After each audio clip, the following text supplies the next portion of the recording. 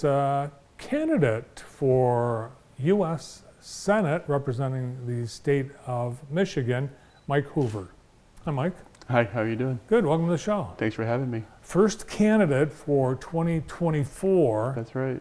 That was just a few weeks ago that Debbie Stabenow said she was not going to seek re-election. That's correct. So, yeah, I was the first to announce back in February. A couple of years ago, I was asked to consider running for governor, and at the time we had a couple different businesses, and one of them we were wrapping up 2 renovations in our construction business, and then another business was being purchased. So it just wasn't a good time. But over the last couple of years, I kind of put my mind onto it. My wife and I talked about it, and we feel like this is the right plan going forward, and so do many people here in Michigan. So you've never run for public office before? I've not. I'm definitely an outsider. I'm a newcomer to the political world. So this election is actually in 2024. We're a year and months away. That's right. Was there one specific thing that was the tipping point for you that got you into the race? You know, I think as I was looking at the destruction of what's been taking place with the middle class, we've outsourced so many of our jobs to various countries, the attack on inflation, and just looking at it from what's best for Michigan going forward. I have 4 children, 8 grandchildren, number 9 in the way, and that certainly was another motivation factor. Plus, I had a lot of friends and people in the business world, political arena as well, thought that this would be a good place for me to go. So when you look at your website, there's not any mention of party affiliation. Is that on purpose? It was. But you're running as? I'm on the Republican ticket. Okay. I'm not one for big on labels, and I feel like the best way to try to unify and get our message out there of trust and liberty and happiness for people to visit hooverforsenate.com is to understand that we have a bigger picture, we have a broader picture, and it's not so much about the label, it's about doing what's right and what's best. As part of that, the party has an identity crisis, or maybe it has some PR issues?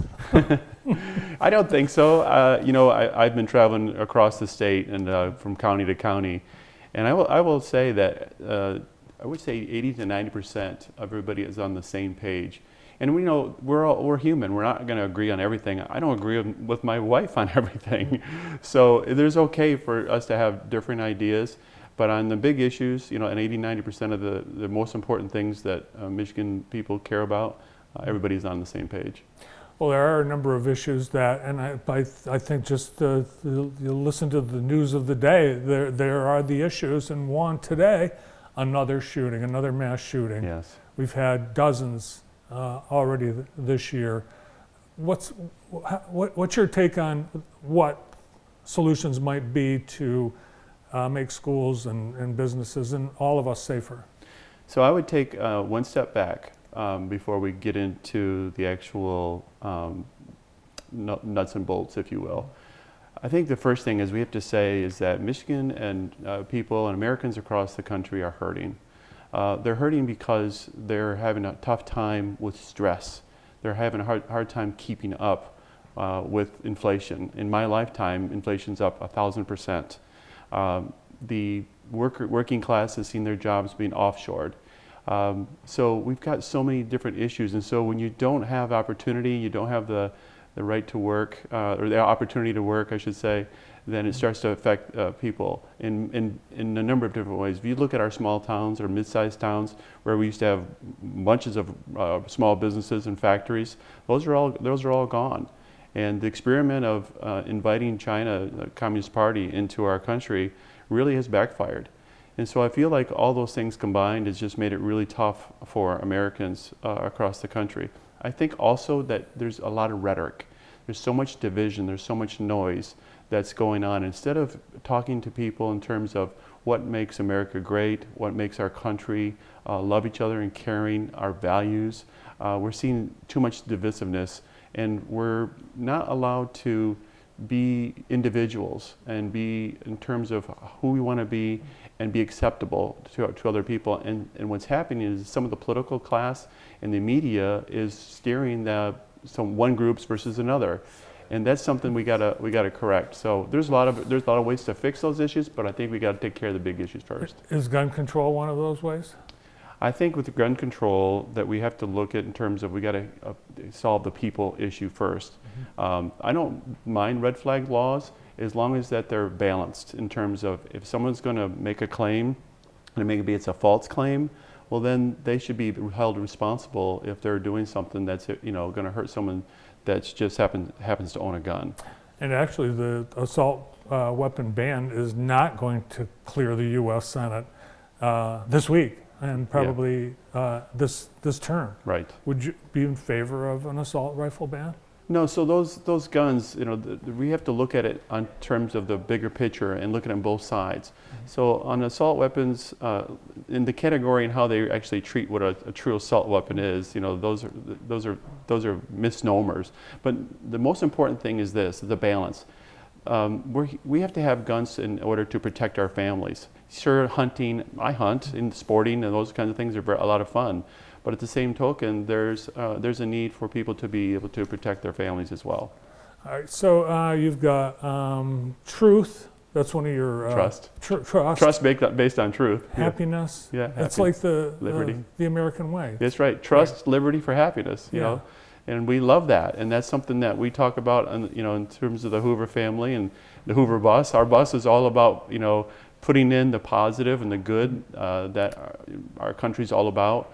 And if there's we don't have room and we don't have space for those negative things, we want to stay on the positive things and help people out. In China, we are getting too much influence from China. One has been discussed, TikTok. Yes. Should the company be banned from being able to do business in this country? I think we got to be really careful on both sides of that. I'm never for outright banning anything, but at the same time, this is a communist country.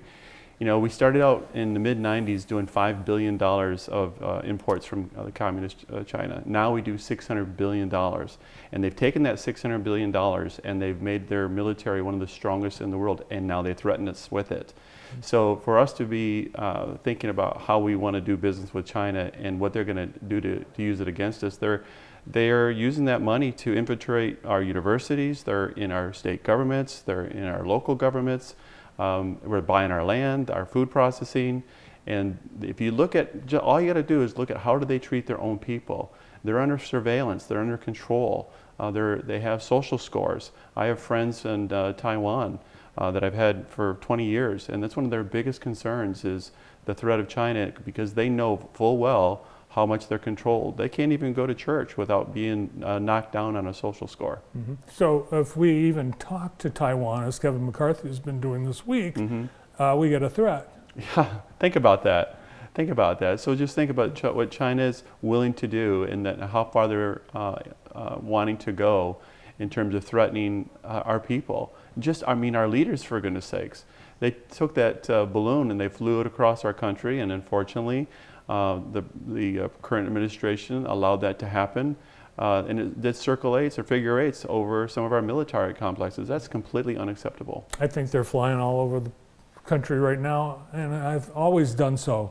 Well, one of the things we do know is that they do have spies in not most, but a lot of our universities. They are infiltrated into our businesses. There are some of them in our governments. They have a network that is working constantly to pick up information. They've stolen information. I was part of information they actually stole from one of the small businesses that I was working in. They duplicated the technology, they duplicated the label, and they're selling it to one of the customers in the automotive industry. They had a failure. They called us and said, your material's not working properly. And we said, that's not our material. And then they showed us the logo, and we found out that they stole it. Well, that's where a lot of the counterfeit products are coming from. Absolutely. Obviously. One thing I'd like to say about that is that, we've kind of gotten suckered into buying Chinese products. If if you think about it, we need to start looking at the bottom of the package. We need really good labeling so that Americans can make good decisions. They would rather not buy something from Chinese Communist Party. They would rather buy something from America, of course, first, and then maybe other countries, because that's something we have to think about in terms of protecting our future. Our country has stopped manufacturing a lot of the products that we've been forced to buy from overseas. We're in a tough situation right now, yeah, because we've allowed a lot of our manufacturing to go overseas, but a lot of it's in China, including a lot of our medicines. Let's talk about your background. You mentioned you had hundreds of employees in your Yes. business. Tell us a little bit about where you have been. You started here in Jackson, and what you've been doing these years. So yeah, I'm proud to be from Jackson. I graduated from Columbia Central High School and met the love of my life in the high school. We went to Northwood, played a little football, and then got my degree. From there, I went to work at Dow Chemical. I spent about 8 years with Dow. And then I had this independent bug in me that I wanted to start my own business, my first business, and that was in the automotive industry. And what we serviced is companies that wanted to develop their markets and develop technology within the automotive industry, specifically in the plastics arena.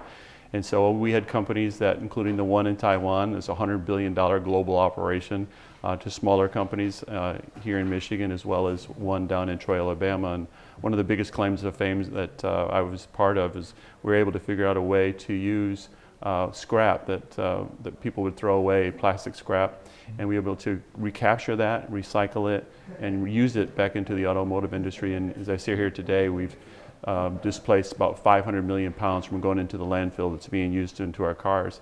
The good news is that after it's used in our cars, we can break it down and use it again.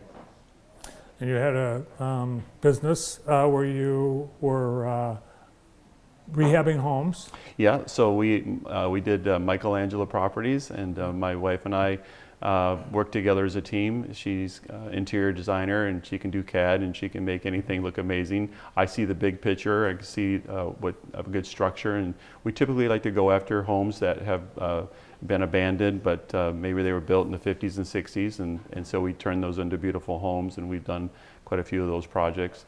And then we got into the recycling industry again. We were at our recycling center, and the township that I was at, they were going to shut it down. They reached out to us and said, hey, would you consider working with us? And one thing led to another, and we started taking the plastic, we started taking the cardboard, and then they asked us to take over the entire operation. So now we recycle everything from cardboard to plastic to paper to mattresses. We even take yard waste and turn that into compost. And my son runs that business, and he does a great job with it. And I think it's been about 10, 12 years now since we've been doing that. And then we got into public health protection, where we were protecting families from Lyme disease and disease that mosquitoes and ticks carry. And we did that for high schools and townships, residences, businesses. So we've been a pretty busy family. All right. Well, I'm sure our viewers will have plenty of opportunity to get to know more about you over the next year and a half. Oh, one more quick question. Sure. President, Republican candidates, there's 4 or 5 of them right now. Is there one that you are supporting? All the above. All right. All right. Well, I hope your mom's watching in Napoleon, right? Yes, that's right. All right. Do you want to say hi? Hi, Mom. Good. Nice to see you. Thanks, Mike. Thank you so much for having me. Candidate for U.S. Senate in 2024 representing Michigan, Mike Hoover. Stay with us.